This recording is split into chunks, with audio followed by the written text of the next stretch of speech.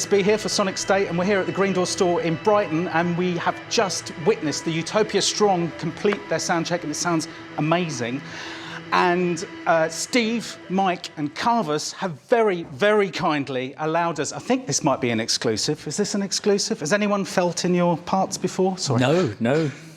Well, they're going to allow us to have a look at their rigs, and we'll start, if it's okay with you, Steve, can we... Yeah, come through. Come into my office. I have my mastermind chair and my prongs ready. Lovely. So we've got a lovely skiff of stuff that you're working here. If you could just give us a quick look at what's going on. It effectively is a little bit of a sledgehammer to crack a walnut for what's happening here, but this is sort of what I have to try and cover all bases for anything I'm doing. Also, I'm doing something with Gaz Williams up in Birmingham as well, so that's sort of hopefully do that. But as we've sort of said before, I'm sort of effectively trying to be like, central midfielder, back four, the football analogy. And right, so you're the guy that's... I'm sort of like trying to sort of keep it together, the hopefully. Engine room. The defence, yeah, so to speak. And Mike and Kavus are like Ronaldo and Lionel Messi. So they have the free rein that I give them, because hopefully I've got the back four covered. Yeah, well, here it is. Yes. So if we just show us, where's the actual sound coming from? Well, it's coming from these wires, apparently. This is sort of something new to me. I'm mainly operating with like 4 sequencers. Oh, right. So I've got the 2 Korg SQ1s, which, lovely. I mean, like, regardless of any sequencers that Eurorack come up with, these things are wonderful. They really do sort of, simple. And for me, they're sort of, I still can't get rid of them, even though really I should try and get everything within the box. Well, I think we can let you off a couple of things outside the boxes. My biggest problem, and it's something about Eurorack that I'm struggling with, is that, I don't know, maybe because it's miniaturisation, maybe because there's a price point. I get bleed from my mixer through to the sound desk, and I'm really frustrated with it. Another mixer I had before that, the send and returns were causing the same problem. Right. So I'm frustrated with it at the moment, and I'm thinking, unless somebody can come up with a better mixer that actually doesn't do that, I'm thinking about going to some other stuff by Tom Buggs called Bug Brand, which is, I think, better stuff than Eurorack. But that's my own problem. So you're mixing your own stuff all here, and it's all happening that's right, inside. So you're basically sending it all out. So I'm mainly sending sequences on and doing some drums, but a limited amount of drums. We're not really a drummy band. Ooh. But so these are the drums? Before you go any further, there's very important thing. So the drums are being made by the Crater WMD kick drum, and then the combination of the Noise Plethora and the Perkle from I've had a mental blank here, from Befeco. And so they're not necessarily normal sounding drums. I quite like the idea of that. And that was actually a combination that I think a lot of people are currently using, and one that I saw Robin Vincent use, and he made some wonderful sounds with that. So for me, that's good. And as a homage to Robin Vincent, if you can see, how lovely, his wonderful T-shirt with all the patch wires there. I think it's my favourite bit of gear is actually Robin's. They've certainly got a lot of thump and thwack and beef and stuff in there. It's really nice, and there's a real solidity going on.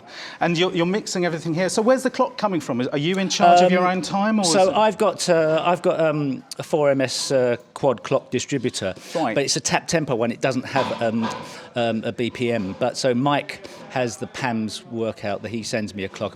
So Mike's sending the clock through to me. Oh, right. And then I just take whatever's going, and able to sort of obviously change it with, to divide it with these as well. But the great thing is we do quite a lot of trippy stuff that doesn't necessarily need to be. You don't need the 4 on the floor. No, it's not necessarily, although we've learned to sort of do a little bit more for club night or for a live night. Yeah. But given a chance, we'd rather go unclocked and just get messy. Thank you, Steve. Thank you. Really Pleasure. interesting. I'll pass you over. Good time to go over to Mike.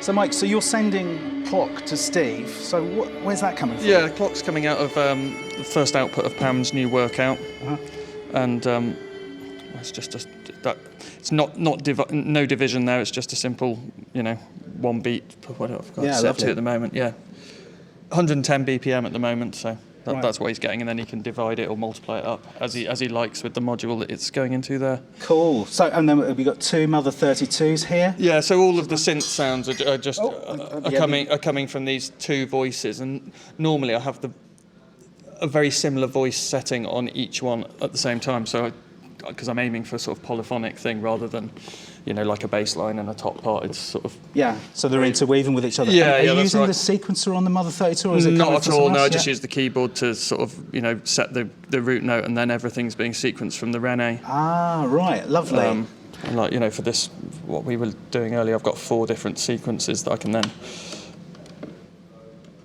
off the clock divider again, slowly scrolls through them. That's okay. Right. And so on, and they're just like sort of variations on the original sequence. There's a little bit of extra stuff coming from Music Thing modular radio music that I feed into the external output on there. Okay. Bring that in.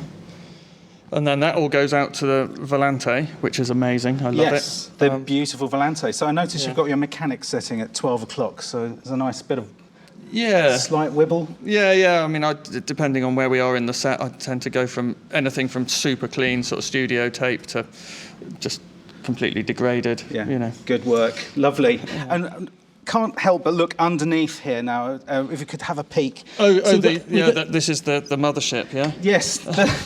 The fantastic Casio VL tone, and it always warms the heart to see one on stage. Yeah. It's like, thank you.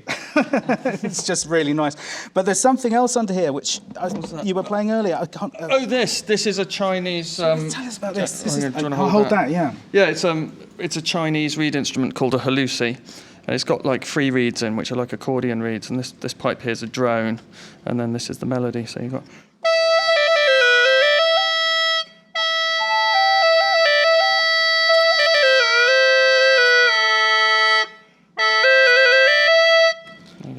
That sounds absolutely beautiful. Shall I give it?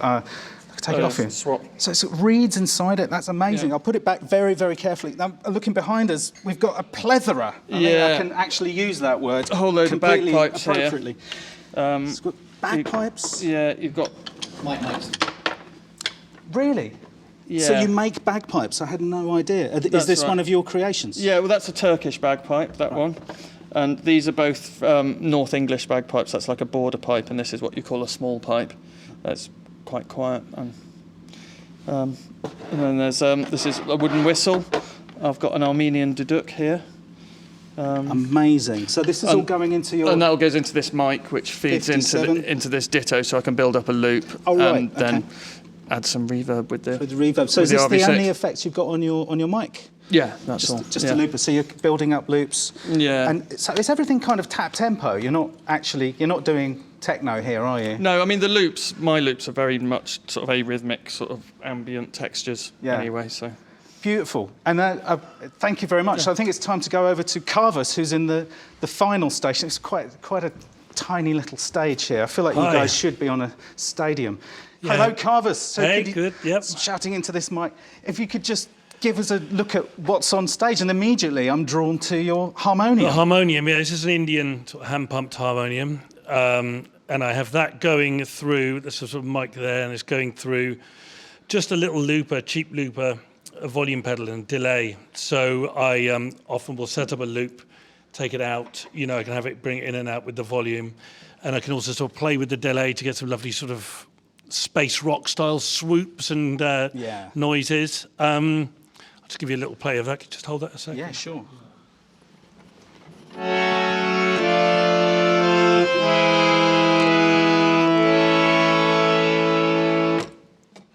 And it has this lovely tremolo setting on it as well, which is just within the harmonium itself. It's like kind of like...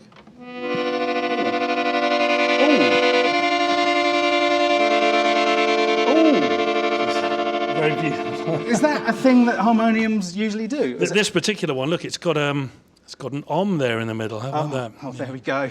It all makes sense It now. all makes perfect I sense. don't think I've ever heard a harmonium actually do tremolo on its own. No, it's beautiful. Yeah, It's my first. So there's that, and then I'm come through playing. Here I'm singing. So yeah, you're coming through here. Are you treating your voice on stage? Yeah, it's going through the. I'm often looping up, so we get sort of choir-like effect. The beautiful thing about the Ditto is it's got half speed, so often I'll bring in a sort of choir. Just loop up a choir of different sort of, notes in a chord, and then you can take it down an octave. We've got the tremolo there just to make it, which I love, and all this is going through the eventide space, which is just incredible. Yeah, it's a great pedal, isn't it? Absolutely, yeah, unbelievable. So I only used live. I just use one setting, but I mean it's just unbelievably versatile. Fantastic. Amazing thing, yeah. And while we're crouching down here, I just look to the left and I see an absolutely beautiful guitar. Yeah, this is big. This is like the magic guitar. There's a bit of a history to it, actually. It belonged to a friend of mine, Nick Marsh from Flesh for Lulu. It's a J Mascis jazz master. He passed away now, so I got the guitar, and my wife did this finish on it. I had replacement bridge for it. It's a mastery bridge and a mastery trem. And it just plays beautifully. I was playing a sort of Gretsch for about nearly 20 years, and then this came along, and it's just become my dream guitar. It's a Squier, I'm not at all snobby about that kind of thing. It's probably the nicest guitar I've ever played. Well, quite a few people used to say the Squiers were better than some of the originals at stages. Okay. And I'm a person that knows nothing about guitars. No, I know nothing about guitars. I mean, that's my main. I don't know anything about them other than wow, it looks cool and it plays nicely. And yeah, the finish is done, sort of finished off with yacht varnish. It's got this lovely sort of, I don't know, sort of yellowed vintage feel. But yeah, absolutely beautiful. Really looks gorgeous. And is this your guitar? This is my rig. I use this for Utopia Strong and for Gong as well. And actually I use it for everything. It's kind of everything I need. So I've got the volume pedal there. Now, I don't want to slag the volume pedal off. It's fine, but my favourite one, and if anyone from Ernie Ball is listening, my favourite volume pedal is the Ernie Ball one, but it has this really... I suppose the reason it's so good, but it's also the reason it's so bad, it has this string in it. I've been through 3 of them now, and I just can't figure out how to sort of replace it. Once the string goes, they're quite dear as well. So this has a string? No, this doesn't. The Ernie Ball has a string. Yeah, the Ernie Ball one, and it has the most beautiful sweep. But once they go, guitar tech friends of mine, everyone, just not being able to manage to replace it. It's such a awkward method. So is that all about the curve of how the volume sweeps off? Yeah, it must be. I don't know. But so I've got this Boss one, which is fine. It's very sturdy, It's a nice distortion. I like to have sort of 2. I've got sort of like basic sort of overdrive sound, and then actually sort of like a more sort of meaty, full-on distortion. Yeah. That goes into the Ravish sitar. Look, another arm right there. It's got electro harmonics. So what does this do? It makes a sort of sitar sound. I wouldn't convincingly play it on a record as a sitar, but going through a tremolo, going through delay, whatever, you can get some really, really extremely far out, almost synth-like tones. If I play the sitar through the trem, it's not, you really get a synth. I'll probably use it tonight. Use it a lot. Awesome. This is apparently quite a desirable thing. What is that? It's a Tokai flanger. I knew nothing about them. Cheb, the drummer in Gong, gave it to me. I said, I could do with a flanger. And a few years ago, and he said, I've got a couple, try this out. And I looked them up online. It turns out they're really sort of desirable. They're really kind of extremely versatile. You can go from like the full sort of almost chorus-ish kind of goth sound to sort of just really, really beautiful swoops and stuff. It's amazing. Beautiful flashback there. This is great, and what's really cool about this, and I only use, I use the main on the tape setting. It's got this thing where if you squeeze it, you yeah. You can do it. Feedback and bend it down. Oh, total Hawkwind kind of. Oh yeah. Oh. So giving away my giving away my game there. Obviously using another Ditto. This one I have set on reverse, so I can build up a loop of stuff. Again, it's never sort of gridded or anything. It's just kind of a lovely sort of wash of notes, cascading notes. And if I put it on reverse, I get just the total classic psychedelic sound. Beautiful stuff. And all this is going into the black hole, which I've got the expression pedal, which has basically got the mix from 0 to full. It's basically a smaller version of this. And yeah, so what I can do is I can create a psychedelic loop and then just gently bring in this sort of cloud of the reverb, and the next thing we're in heaven. That's fantastic. So this is you use this pedal board for Gong? Yeah, I use it for everything really. For everything. So would you say there's a lot to be said for sticking with a bunch of pedals and getting to know them really well? And well, yeah. I mean, this Whitecap endeavours this trem. I guess it's got two in one. But what I love about it is you can program it to speed up and slow down. So if I put my foot in it, it'll speed. And then I'm using Gliss. I'm playing guitar with the screwdriver. Yeah. Fantastic. Is this what brand of screwdriver? I don't know. Mike gave me this one actually. Looks like it might be a Stanley. No. It is a Stanley. Oh, fantastic. Well spotted. It's the rare blue, green Stanley. They're normally exactly. bright red. Yeah, they're quite desirable, I understand. Yeah. and I've got just an EBO as well. And so... Oh, right, okay. It's kind of anything to sort of make the guitar sound less like a guitar and more like some sort of angelic... Yes. An orgy of angels. Yes, I mean, it certainly has got an ecstatic... hugely swelling, gorgeous thing that you guys are making together. Well, thank you, Kavus. It's amazing. Lovely. Go on, why not? Yeah, thank you. That was brilliant. Yeah, let's watch the show.